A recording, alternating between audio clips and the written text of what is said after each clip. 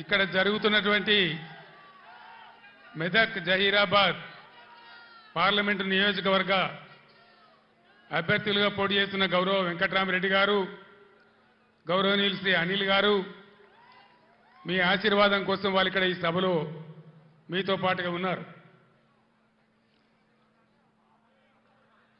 నేను రాజకీయంగా ఎంతో ఎత్తు ఎదగడానికి తెలంగాణ రాష్ట్రం సాధించేటువంటి పోరాట పటిమ నాకు అందించి నన్ను పెంచింది ఈ మెతుకు సీమ.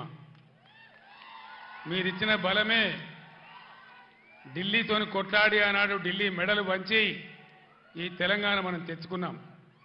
మీ దీవెన లేకపోతే, మీ అండదండలు, మీ ఆశీర్వచనం లేకపోతే, ఈ మెతుకుగడ్డ నీళ్లు రక్తం నా శరీరంలో లేకపోతే నాకు ఈ స్థాయి వచ్చేదే కాదు.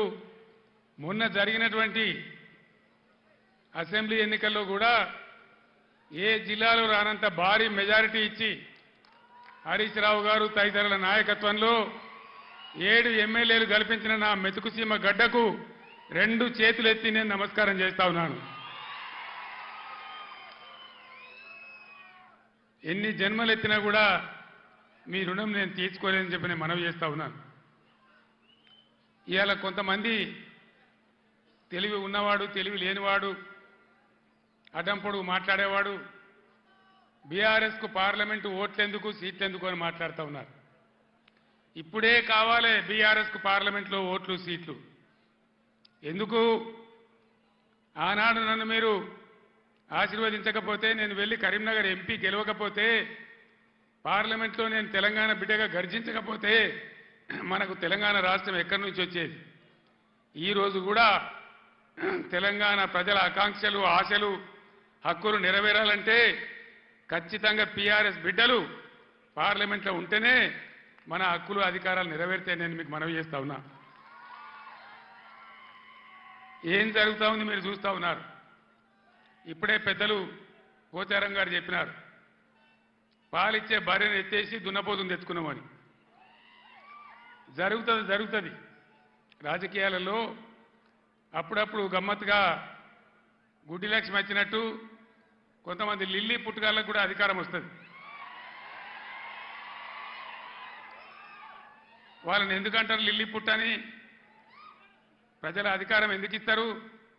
మాకు సేవ చేయమని, రాష్ట్రాన్ని బాగు చేయమని, గత ప్రభుత్వం కంటే కొన్ని మంచి పనులు చేయమని అధికారం ఇస్తారు, కానీ అడ్డదిడ్డం పనులు చేయమని చెప్పరు. ఇలా ఏం జరుగుతూ ఉంది ఈ రాష్ట్రంలో? నిన్న స్వయంగా మీరు కళ్ళారా చూసినారు. ఈ భారతదేశంలో ఉన్న చట్టాల ప్రకారం, అంబేద్కర్ మహనీయుడు రాసినటువంటి రాజ్యాంగం ప్రకారం ఆర్టికల్ 3 ఆయన పెట్టినాడు కాబట్టి అంబేద్కర్ గారి పుణ్యమాని మనకు తెలంగాణ రాష్ట్రం వచ్చింది. ఆ మహనీయుని గౌరవించుకోవాలని, గుండెల్లో పెట్టుకోవాలని 125 ఫీట్ల ఎత్తున ఉండేటువంటి, ప్రపంచంలోనే ఎక్కడ లేనటువంటి, భారతదేశంలో ఎక్కడ లేనటువంటి అంబేద్కర్ విగ్రహాన్ని మనం హైదరాబాద్లో కట్టుకున్నాం. పోయిన సంవత్సరం మీరందరూ కూడా చాలామంది వచ్చినారు, బ్రహ్మాండంగా దాన్ని ఆవిష్కరణ చేసుకున్నాం. కానీ నిన్న అంబేద్కర్ జయంతి, ఆ విగ్రహం పెట్టిన తర్వాత జరిగిన తొలి జయంతి, ఈ లిల్లీ పుట్టగాల ప్రభుత్వం ఏం చేసింది? అక్కడికి గవర్నమెంట్ పోలే. ఆ మహనీయులంతా హిమాలయ పర్వతమంతా ఎత్తున్న విగ్రహానికి ఒక పువ్వు పెట్టలే, ఒక పూలమాల పెట్టలే, అంజలి ఘటించలే. అనేక రాష్ట్రాల నుంచి ప్రజలు వచ్చినారు చూడడానికి. వాళ్ళ కనీసం మంచినీళ్ళు ఏర్పాటు చేయలే, గేట్లు బంద్ చేసి తాళాలు వేసినారు. దీన్ని ఏమంటారు? అహంకారమా? కండకావరమా?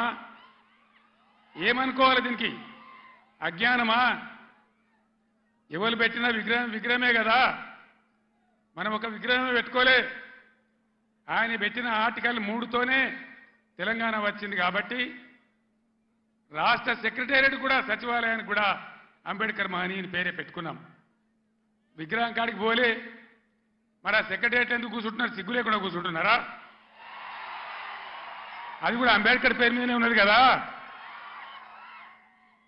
యాదగిరి గుట్ట కూడా బీఆర్ఎస్ గవర్నమెంటే కట్టింది. మరి ఆడిపోయి ఎందుకు మొక్కుతున్నారు? ఎమ్మెల్యేలు ఉండే క్వార్టర్లు కూడా బీఆర్ఎస్ గవర్నమెంటే కట్టింది.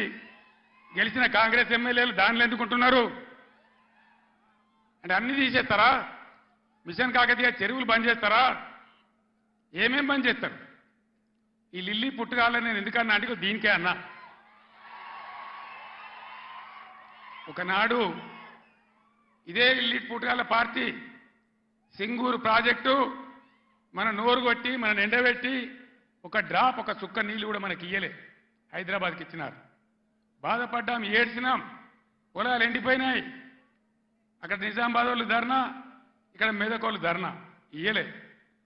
తెలంగాణ వచ్చినాక కదా ఇదే హరీష్ రావు ఇరిగేషన్ మంత్రిగా ఉండి జటా కాలువలు తవ్వి నీళ్లు సింగూరు కాలువలు తవ్వితే కదా అందులోకి నీళ్ళు వచ్చినాయి, పంటలు పడినాయి. ఎక్కడి నుంచి వాడుకున్నాం సింగూరు నీళ్లు? ఇచ్చినరా వీళ్ళు? వచ్చినాయా ఆనాడు నీళ్లు? ఇవాళ ఏం చేస్తారు ఈ లిల్లీ పుట్టుగాళ్ళు? సంగమేశ్వర బసమేశ్వర 2 లిఫ్ట్లు పెట్టుకున్నాం బ్రహ్మాండమైనటువంటి. కాళేశ్వరం నీళ్లతోని సింగూరుకు లింక్ పెట్టుకున్నాం కాబట్టి అటు నిజాం సాగర్ కానీ ఇటు మెదక్ జిల్లా కానీ మలన్న సాగర్తో కలుపుకున్నాం కాబట్టి బ్రహ్మాండంగా సంగమేశ్వర బసమేశ్వర నారాయణ ఖేడ్కు జైరాబాద్కు నీళ్ళు వచ్చేటువంటి లిఫ్ట్లు పెట్టుకున్నాం. అక్కడ 1,00,000 ఎకరాలు, ఇక్కడ 1,00,000 ఎకరాలు. ఆందోళన నియోజకవర్గానికి కూడా 1,00,000 ఎకరాలు. ఎక్కడ పెట్టిన దాన్ని? ఎందుకు పడబెట్టినరు? ఎందుకు కోల్డ్ స్టోరేజ్లో పెట్టినరు? దయచేసి మీరు ఆలోచన చేయాలి. నేను మీ అందరినీ కోరుతా ఉన్నా, దళిత బిడ్డలను దళిత మేధావులను నేను కోరుతా ఉన్నా. అంబేద్కర్ గారిని అవమానిస్తే మనం మౌనం పాటించుదామా? దళిత బంధు పెడితే నోరు మూసుకొని పడిందామా? ఇవాళ వాళ్ళకి సురుకు పెట్టాలి. ఇదే పార్లమెంట్ ఎన్నికల్లో బిడ్డ మీరు మోసం చేస్తే గుద్దిత కింద పడకూడదామనే జవాబు మీరు చెప్పాలని చెప్పి నేను మిమ్మల్ని కోరుతా ఉన్నా. తెలంగాణ ఉద్యోగ ఉపాధ్యాయ సోదరులకు కూడా నేను కోరుతా ఉన్నా. ఏం జరుగుతా ఉంది? 4 నెలల సమయంలో ఇప్పుడు 5వ నెలకు వచ్చింది గవర్నమెంట్ వచ్చి. మీకు మేము ఎంత గౌరవం ఇచ్చినాం. ఆగమాగం కావద్దు. ఎలక్షన్ వస్తే పిచ్చోళ్ళలాగా ఓట్లు వేయద్దు. నిలకడగా ఆలోచన చేయాలి. నిజానిజాలేందో తెలుసుకోవాలి. అప్పుడే మనకు సరి అయిన న్యాయం జరుగుతుంది. ఈ ప్రభుత్వం మెడలు వంచి మొన్న వాళ్ళు చేసిన ఆగమాగం హామీలు ఏవైతున్నాయో అవి నెరవేర్చాలంటే పార్లమెంట్ ఎలక్షన్లలో సురుకు పెట్టి చూపెడితేనే అవి సాధ్యమైందని మీ అందరికీ తెలియజేస్తా ఉన్నా. ఇవన్నీ మీకు కనబడతలేవా? నేను చెప్పానా?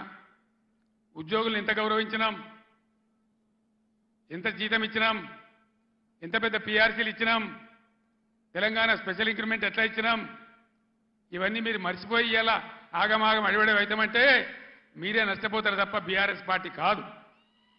మీకు తెలివితేటలు ఉన్నాయి కాబట్టి, బుద్ధి ఉంది కాబట్టి, గౌరవం ఉంది కాబట్టి ఆలోచన చేసి చెక్ బ్యాలెన్స్ చేయాలని చెప్పి తెలంగాణ ఉద్యోగ ఉపాధ్యాయ సోదరులను కూడా ఈ సందర్భంగా నేను మేధావులుగా మీరు ఆలోచించాలని, ఈ గవర్నమెంట్ ముక్కుతాడేయాలని చెప్పి నేను మీకు కూడా అప్పీల్ చేస్తా ఉన్నా.